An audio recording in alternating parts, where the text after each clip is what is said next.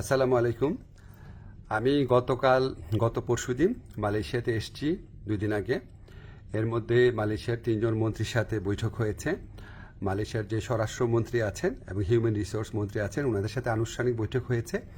ট্রেডের যে মন্ত্রী আছেন ওনার সাথে অনানুষ্ঠানিকভাবে আলোচনা হয়েছে। তো এখানে কিছু অগ্রগতি সাধিত হয়েছে, সেটা আপনাদের সাথে শেয়ার করতে চাচ্ছি। প্রথম খবর যেটা, আপনারা জানেন গত বছর মালয়েশিয়ার প্রধানমন্ত্রী আনোয়ার ইব্রাহিম সাহেব বাংলাদেশে গিয়েছিলেন। উনি বাংলাদেশের এখন যে আপনার অন্তর্বর্তী সরকারের যে আমাদের প্রধান উপদেষ্টা আছেন ডক্টর মোহাম্মদ ইউনূসের ব্যক্তিগত বন্ধু।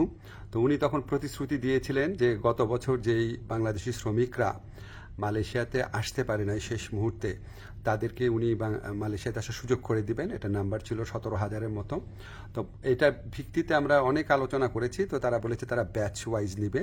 তো প্রথম ব্যাচ হিসাবে 7,926 জনের তালিকা ওনারা চূড়ান্ত করেছেন এবং এটা খুব অল্প সময়ের মধ্যে ওনাদেরকে মালয়েশিয়াতে কাজ করার সুযোগ দেওয়া যাবে, এই প্রক্রিয়া শুরু করে দিয়েছেন ওনারা। সেকেন্ড যে নিউজটা, ভবিষ্যৎ কর্মসংস্থানের ক্ষেত্রে আমরা বিভিন্ন সূত্রে জেনেছি আগামী কয়েক মাসে মালয়েশিয়া 1 থেকে 1.5 লক্ষ বিদেশি শ্রমিক নিতে পারে। তো আমাদেরকে মালয়েশিয়ার যে ইন্টেরিয়র হিউম্যান রিসোর্স মিনিস্টার আছে উনি আশ্বস্ত করেছেন লোক দেওয়ার ক্ষেত্রে বাংলাদেশকে সর্বোচ্চ অগ্রাধিকার দেওয়া হবে। বাংলাদেশ থেকে সবচেয়ে বেশি লোক নেবেন ওনারা, যেটুকু আশ্বাস আমরা পেয়েছি। তো আমরা অনুরোধ করেছিলাম বাংলাদেশে যারা রিক্রুটিং এজেন্ট আছে তাদের সবার জন্য যেন উন্মুক্ত করে দেওয়া হয়, যাতে সবাই লোক পাঠানোর সুযোগ নিতে পারে। এটা আমরা অনেক ভালোভাবে বুঝিয়ে বলেছি। তো ওনারা বলেছেন ওনারা এটা ভালোভাবে বিবেচনা করে দেখবেন, আমাদেরকে অচিরেই ওনারা এই ব্যাপারে সিদ্ধান্ত জানাবেন। তো আমাদের একটা বড় অগ্রগতি যেটা হয়েছে, আমি মালয়েশিয়ার যে ইন্টেরিয়র মিনিস্টার আছে ওনাকে রিকোয়েস্ট করেছিলাম, আমাদের শ্রমিকরা মাল্টিপল ভিসা পায় না, সিঙ্গেল এন্ট্রি পায়, অন্য দেশের শ্রমিকরা পায় মাল্টিপল এন্ট্রি। তো এটা নিয়ে বেশ কিছুক্ষণ কথা হয়েছে। উনি আমাদেরকে শুধু প্রতিশ্রুতি দেন নাই, ওনার সাথে যারা কর্মকর্তারা ছিল তাদেরকে এই ব্যাপারে দ্রুত পদক্ষেপ নেওয়ার জন্য নির্দেশ দিয়েছেন। আর আমি বলেছি যে মালয়েশিয়ার যারা ইরেগুলার হয়ে গেছেন, যে শ্রমিক ভাইরা আছেন তাদেরকে রেগুলারাইজ করা বা বৈধ করা যায় কিনা। তো ওনারা বলেছেন ওনারা মাঝে মাঝে এটা করেন, আর গত বছর করেছেন।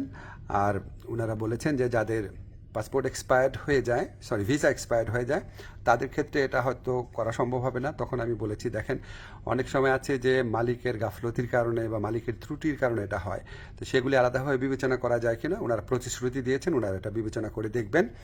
এছাড়া আমরা আরও কিছু বিষয় নিয়ে আলোচনা করেছি, যেমন আমরা বলেছি যে এখানে যে আপনার সিকিউরিটি গার্ড আছে বা কেয়ার গিভার আছে বা নার্স আছে, বাংলাদেশ থেকে নেওয়া যায় নাকি, স্কিল্ড ওয়ার্কফোর্স নেওয়া যায় নাকি। ওনারা আগ্রহ দেখিয়েছেন, এ ব্যাপারে আমাদের আলোচনা অব্যাহত থাকবে। তো আমরা মোটামুটি আশাবাদী এবং আমরা মনে করি যে এই যে এতটা ফলপ্রসূ একটা আলোচনা হলো, সেটা আমাদের প্রধান উপদেষ্টার অবশ্যই উনার বন্ধুত্ব, উনার গাইডেন্স আছে, উনার যে বন্ধুত্ব আছে মালয়েশিয়ার প্রধানমন্ত্রীর সাথে, উনার যে গাইডেন্স আছে আমাদের প্রতি, আপনাদেরকে জানাচ্ছি। ব্যক্তিগতভাবে উনি মালয়েশিয়ার শ্রম বাজার নিয়ে ব্যক্তিগতভাবে উনি আমাদেরকে নির্দেশনা দিচ্ছেন, বৈঠকে বসছেন, ওনার কথা মতোই আমরা কাজ করছি। আর আমাদের এখানে প্রধান উপদেষ্টার যে স্পেশাল এনভয় আছে লুৎফে ভাই, উনি আলোচনায় অংশ নিয়েছেন, অনেক অবদান রেখেছেন।